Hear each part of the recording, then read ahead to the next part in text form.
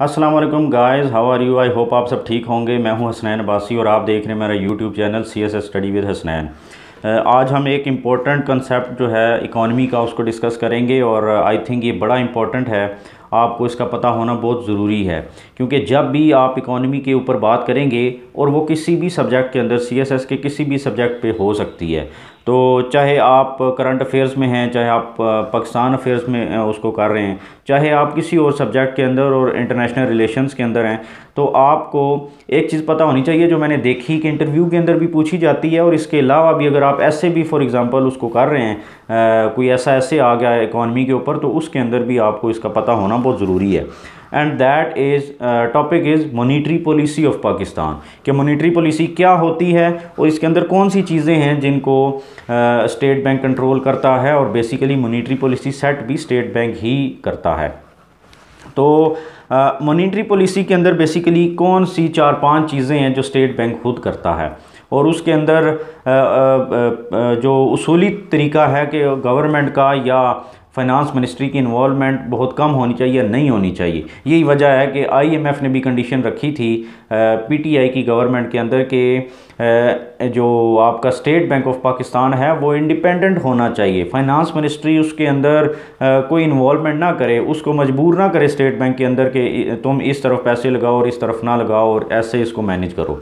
तो monetary policy के अंदर कौन सी 4-5 चीज़ें होती हैं। Number one, first one is interest rate, कि इंटरेस्ट रेट जो है वो कौन सेट करता है और वो इंटरेस्ट रेट होता क्या है। इंटरेस्ट रेट बेसिकली होता है कि स्टेट बैंक जब कमर्शियल बैंकों को पैसे देता है या कमर्शियल बैंक आगे लोगों को लोन देते हैं तो उसके ऊपर कितना इंटरेस्ट वापस लिया जाएगा। फॉर एग्ज़ाम्पल किसी बैंक से कोई बंदा, कोई पाकिस्तानी लाख रुपए लेता है, तो वो स्टेट बैंक ने ये इंटरेस्ट रेट सेट किया हुआ है कि अगर आप लाख रुपए किसी को देंगे, बैंक किसी को देगा, तो उसके ऊपर फॉर एग्ज़ाम्पल 10% इंटरेस्ट है। तो जब वो बंदा रिटर्न बैक करेगा, पे बैक करेगा, तो वो 1 लाख रुपए तो करेगा ही करेगा, उसके ऊपर 10% मतलब 10,000 रुपये उसके साथ और भी पे बैक करेगा।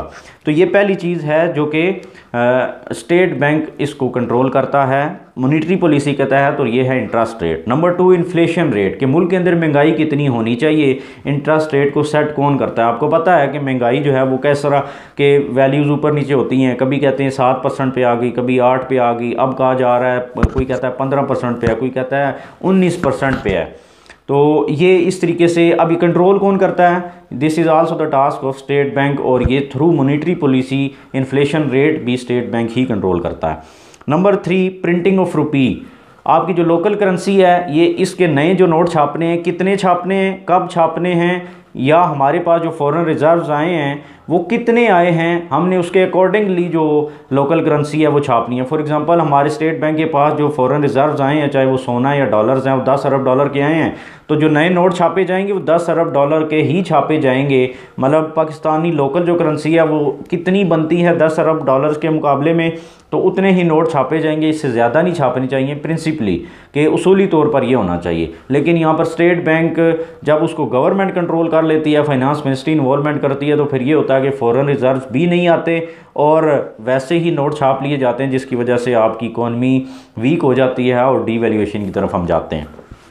फिर नंबर 4 पे ये है कि मेंटेनेंस ऑफ फॉरेन रिजर्व्स, जो आपके फॉरेन रिजर्व्स हैं वो उनको मेंटेन करना, उनको कंट्रोल करना, this is also the duty और the right of state bank of Pakistan, कि फॉरेन रिजर्व जो आए हैं आपने करंट अकाउंट के अंदर कितने रखने हैं, आपने रिजर्व्स कितने रखने हैं, आपने वापस अगर किसी को देने हैं, पे बैक करने हैं, वो कितने लोन जो आपने लिया है, जो आपने इंटरेस्ट देना है वो किस तरह करना है, कमर्शियल बैंकों को कितने देने हैं, ये सारी मैनेजमेंट जो है ये स्टेट बैंक ऑफ पाकिस्तान करता है according to monetary policy of Pakistan. तो ये भी उसका काम है। और 5वीं चीज़ जो है दैट इज़ प्राइसिंग ऑफ रुपी, के रुपी की वैल्यू कितनी होनी चाहिए डॉलर के मुकाबले में।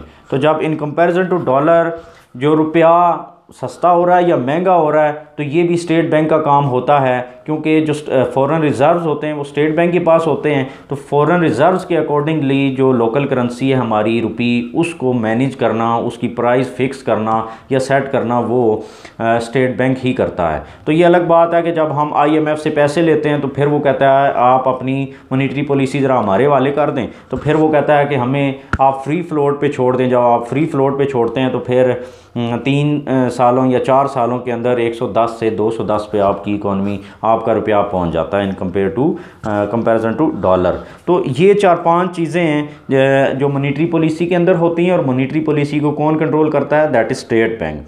तो number 1 interest rate, number 2 inflation rate, number 3 printing of rupee, number 4 maintenance of foreign reserves and number 5 pricing of rupee, चाहे वो आपने फ़िक्स करनी है या आप फ्री फ्लोट पे छोड़ेंगे। तो बहुत सारे कंट्रीज़ हैं जिन्होंने फ़िक्स प्राइस वाली पॉलिसी भी अप्लाई की हुई है या अडॉप्ट की हुई है। तो ये थी मॉनेटरी पॉलिसी। मैंने समझा कि ये बड़ी इंपॉर्टेंट है और बहुत सारे लोगों को इसका नहीं पता होता, तो इसलिए मैंने आपके एक्सप्लेन कर दी। अगर आपको समझ आ रही है तो मेरे चैनल को लाइक, सब्सक्राइब एंड शेयर भी कर दें और कमेंट सेक्शन के अंदर फीडबैक भी दें। Thank you very much. अल्लाह हाफिज़।